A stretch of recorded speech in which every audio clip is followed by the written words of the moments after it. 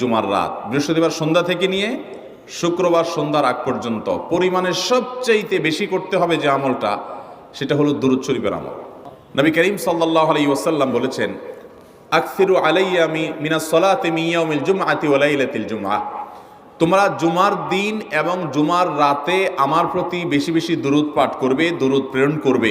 ফাইন্না সালাতাকুম মা'রুদাতুন আলাই, কারণ তোমরা যে দুরূদ পাঠ করো এটা আমার কাছে পেশ করেন আল্লাহর ফেরেশতারা, এবং রীতিমতো নামধাম সহকারে আল্লাহর একদল ফেরেশতা নিয়োজিত আছে। তারা বলেন, আল্লাহ, হে আল্লাহ রসুল, আপনার অমুক উম্মত, অমুক অনুসারী, আল্লাহর অমুক বান্দা পৃথিবীর অমুক প্রান্ত থেকে, অমুক দেশ থেকে, অমুকের সন্তান, সে আপনার প্রতি দুরূদ পেশ করেছে জুমার দিনে, জুমার রাতে বা অন্য সময়ে।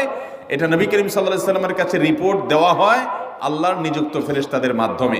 এই জন্য শুক্রবার দিন এবং রাত, অর্থাৎ বৃহস্পতিবার সন্ধ্যা থেকে নিয়ে শুক্রবার সন্ধ্যা পর্যন্ত